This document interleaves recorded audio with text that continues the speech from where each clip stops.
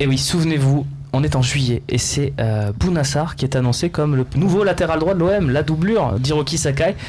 Et là, si on vous disait qu'en janvier, il y aurait des offres de Leicester qui monteraient de 3 à 5 et qu'il y aurait des gens qui me diraient lundi sur le plateau du Talk, ah non, à 10 millions, on le vend pas, Bouna Sarr, impossible, intransférable. C'est pourtant ce que j'ai entendu, ce que j'ai lu. Et vous allez le voir avec ce sondage qui a été sur le Phocéen ce week-end, avec cette consultation Bi-Opinion. Voilà. Que faut-il faire avec Bouna Sarr ? 58% d'entre vous nous disent n'accepter de s'en séparer que cet été, lorsque l'OM aura son remplaçant. On parlait, Romain, de cette rumeur. Il y a plus de 15 000 votants. Ouais. 15 000 votants, merci Romain de le préciser. Le conserver car il n'a pas fini de progresser. Voilà, 34% qui disent non, Bouna Sarr il est chez nous, il reste chez nous, on verrouille, quitte à lui prolonger son contrat, lui augmenter son salaire, etc. C'est à peu près ça l'idée. Et 8% le vendre dès cet hiver en cas d'offre satisfaisante, donc les fameux 5, 7, 8 millions de Leicester, et recruter. Voire 10. Oui, non, mais si on peut prendre 10 au lieu de 5, on prendra 10, Romain, t'inquiète. Et pour prendre un joueur disponible comme Bakary Sagna ou autre, hein. On n'est pas obligé d'aimer Bakary Sagna, mais c'est l'idée. Voilà, c'est l'idée. Est-ce que vous êtes surpris par ce résultat, Antonin ? Tiens. Moi, je suis complètement surpris parce que ça fait partie un petit peu de la magie du football. Ah oui. Voilà, là, il n'y a rien écrit à l'avance, pardon. Et un joueur comme ça, moi j'étais le premier à le critiquer ou du moins à me demander qu'est-ce qu'il faisait là, quoi, dans un club comme l'Olympique de Marseille. C'était quand ton tournage, sans être indiscret ? C'est quand il a été replacé au poste d'arrière droit. Bizarrement, nous on a baissé notre seuil critique, on va dire, vis-à-vis de lui, puisque c'était pas son poste. Et tu les as vus les matchs de l'OM ? Vous pouviez regarder les matchs ? Oui, bien sûr, ah oui, donc j'allais te demander si t'étais revenu après la transformation. Bien sûr, t'as vu la transformation. J'ai vu la transformation. Donc tu votes quoi, toi, dans ce sondage ? Après, tout est relatif à l'offre. Ah non, pas de langue de bois. Alors, pas de langue de bois, je le conserve.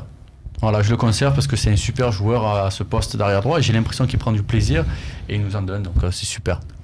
Oui, Romain.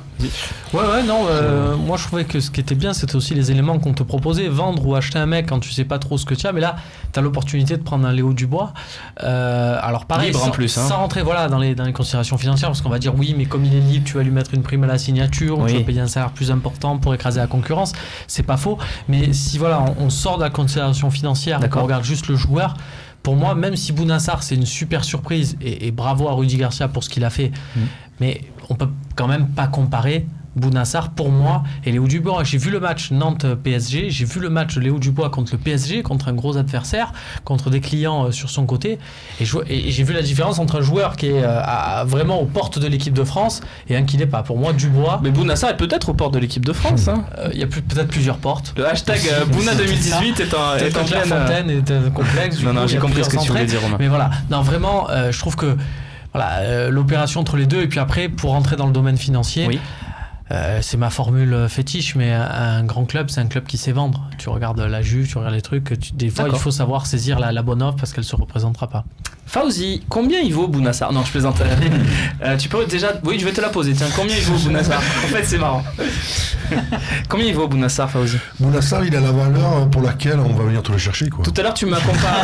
C'est bien. Voilà. Tout à l'heure, tu m'as comparé Zambo à deux joueurs. Tu m'as fait une fourchette. Est-ce que tu peux le faire avec Bouna Sarr, tiens ? Un latéral droit, en général... Ouais. C'est pas très cher, hein. C'est pas très cher. C'est pas très très cher. C'est pour ça qu'à 10, c'est déjà mis, quoi. À 10. Combien ils ont vendu Mendy à 10, je crois que à 10, il voulait dire écoute-moi bien. À 10. Ouais, c'est vrai. Ma voiture, elle est confortable. Combien ils ont vendu Mendy qui est passé du Havre à Lyon, comment elle a été Ferland Mendy. Le montant 3-4, non 7? Non. Ah ouais, 5. Ouais, dans les 5 millions, mais c'était cher déjà. Ouais, c'était cher. C'était cher qui venait. Très bien. Et donc Fauzi, alors toi tu votes quoi dans ce sondage ? C'est pas comparable parce que les clubs anglais, ils achètent. Non, mais on parle pas de la valeur. Tu votes quoi dans le sondage ? Tu penses qu'il faut plutôt, s'il y a une très bonne offre, s'en séparer moi j'ai rien contre Bouna Sarr, mais il y a Sakai qui est meilleur. Sakai est toujours meilleur ? Moi je préfère Sakai, mais bon, c'est question de goût. Et ensuite, je préfère un jeune du centre qui soit doublure.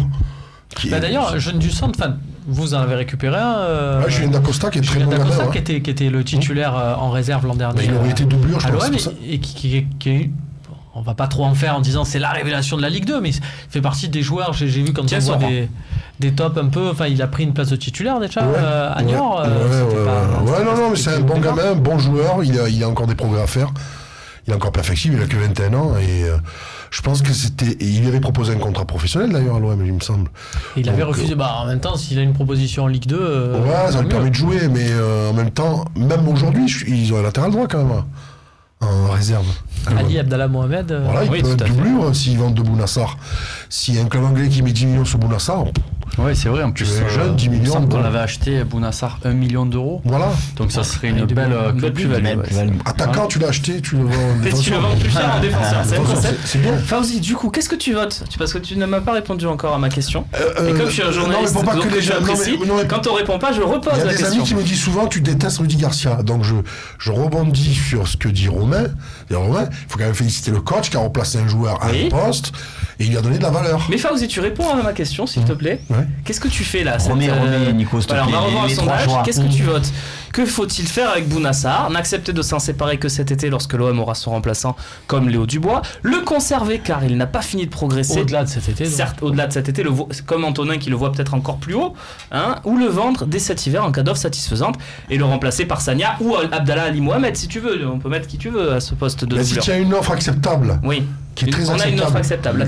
Oui. Tu le vends et tu mets une doublure, un jeune du centre. 17 millions, c'est une offre acceptable. Ah oui, faut pas se mentir. Oui, voilà. Donc l'offre, elle est acceptable. Après, c'est pas. Mais faut-il l'accepter? Voilà, exactement. C'est pas se moquer de lui, c'est pas dire Bounassar. Non. Il fait de super matchs, c'est une super surprise. Quand les joueurs ils sont horribles, on est là pour les dégommer. Et là, qui fait du bon travail, on va encore les. Non, pas du tout. Ce qu'il y a aussi, c'est que. D'ailleurs, c'est pas le thème du débat. Ouais, il faut pas oublier quand même qu'à l'OM, il y a combien, moi j'aimerais savoir avec si Camille, Nico, ils pourront pas retrouver ça, mais combien tu préfères on a fait avec Bounassar? Non mais ça veut tout dire. Quand je te dis ça, et ça veut tout dire. Même des tu préfères. Ça veut dire que demain, ou un truc super. Demain, mais oui c'est ça. Demain, tu conserves Bounassar dès qu'il manque 2 matchs. Parce que ça va y arriver de passer à travers. C'est fini, il va être descendu et donc toi tu vends aussi. Mais c'est pour ça que je le vendrai parce qu'à un moment donné, il est bon en ce moment, donc personne ne dit rien. Mais il pourra pas vraiment s'affirmer pour être le titulaire. Tu penses, t'es sûr? Vous êtes sûr de ça tous? Moi j'en suis sûr. Parce qu'on lui tirera dessus dès qu'il va manquer quelque chose. Après, tu restes aussi l'Olympique de Marseille avec une certaine ambition, avec un projet. Et donc, du coup, c'est vrai que même si, normalement, on ne met pas beaucoup d'argent sur les latéraux, et c'est d'ailleurs la bonne idée qu'ont eu les dirigeants cet été, d'aller chercher plutôt un défenseur central, un milieu de terrain, on a vu que ça servait quand même beaucoup plus. Quand même, tu vas au bout d'aller chercher un mec, je reviens à cette opportunité Léo Dubois, et tu dois pas faire de sentiments en te disant, quand tu as Léo Dubois disponible, de te dire, ouais, mais on a un Bounassar qui peut peut-être aller plus haut. Non, tu peux avoir un Léo Dubois, tu prends un Léo Dubois. Personne pense que Bounassar peut aller plus haut que ce qu'il montre aujourd'hui. Antonin, oui, je pense. Oui, tu le penses? Moi, je pense qu'il est en train d'expérimenter ce poste. Donc pourquoi il irait pas plus haut? Après, c'est un joueur. Moi, je pense parce que au niveau défensif, ça serait quand même très très très compliqué d'atteindre un niveau bien supérieur. Là, il peut apporter offensivement, c'est énorme, mais après, si tu joues la Ligue des Champions l'année prochaine, etc., il y aura des clients aussi à montrer, donc ça sera pas le même. Il est très vif, donc même s'il vient à se faire dépasser, il a cette faculté à revenir sur son adversaire. Moi, ça me fait penser au débat à l'époque Morel. Vous vous rappelez de Morel? Oui, on s'en souvient. Là, il y avait pas de. Vous avez vu le match qu'il a fait hier? Est-ce que vous avez vu le match? Oui, il n'était pas vraiment visible. Vous avez vu le match qu'il a fait? Il y avait Cavani quand même, il avait un client quand même. Moi je trouve que Morel est un super joueur de football. Non, mais moi je vais peut-être me faire critiquer, mais je trouve que c'est un super joueur. Ce soir on dit du bien de Bounassar et de Morel. Pour ceux qui ont coupé tout en juillet, réveillez-vous. En juillet 2015 par exemple, réveillez-vous. C'est très bon. Parce que c'est des joueurs qui ont été descendus. Il a permis de faire un super arrêt à Lopez aussi. Ça, sinon ça change. Parce que si par contre il y a but, tu fais pas la même analyse peut-être.